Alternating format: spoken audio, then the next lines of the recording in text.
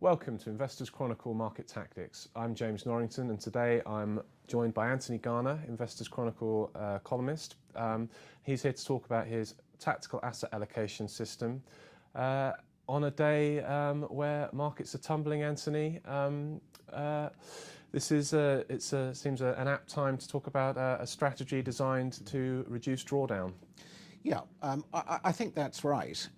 Basically, what this system, or a lot of asset allocation, a lot of dynamic asset allocation systems try to do, is to avoid markets when they're going down. It's that simple. This system happens to do it by going to cash when equity markets are negative. There's a wide variety of equity markets in the system, and it takes the top 10 out of the equity markets in the total potential portfolio. But if those equity markets are negative, that they haven't achieved a return over the look-back period, it'll go to cash. So you have a universe of 60 ETFs. It's around about 60 ETFs. They're all index tracking. They are largely iShares, and they are all New York listed. That's because the history, the liquidity of the New York listed funds is enormous. And we see here your holdings at the moment sort of reflecting sort of the volatility that we've seen in risk asset classes over the last few months, and certainly this week. And this chart's actually from mid-December. You're currently 70% weighted in cash as your risk asset, as your risk-free asset. Risk-free asset. Yes, that's right. Cash or short-term bonds. It's kind of your choice. Maybe cash. Short-term treasuries, 1 to 3 year bonds, but why cash at the moment in preference? Cash at the moment. Who knows what's happening on the yield curve? Who knows whether interest rates are going up or whether they're going to stay the same? And in any event, historically, trying to juggle around with the yield curve, I don't think actually provides that much benefit. No. So I would prefer, for good, whatever interest rates are doing, in my reserve asset to stick to the short end. So your philosophy is very simple. Yep. Invest in, if it's going up and it's doing well. Yep. Invest it. Don't try and catch a falling knife. Yes.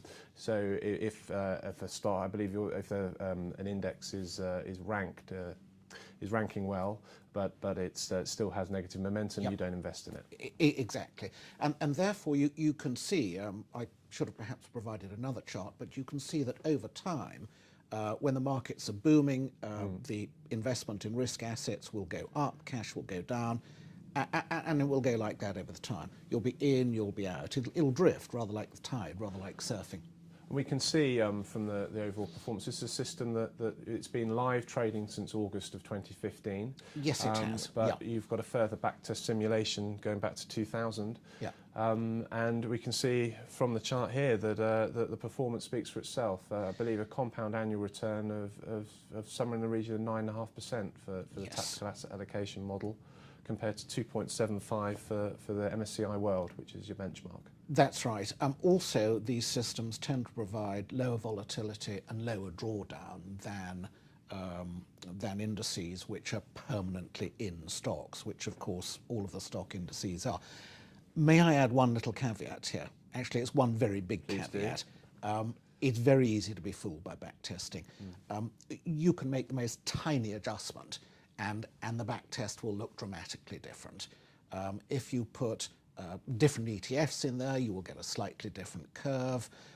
If you were to reduce the number of stocks or the number of ETFs from 10, which I use, to 5, you will get a great deal more volatility and less predictability.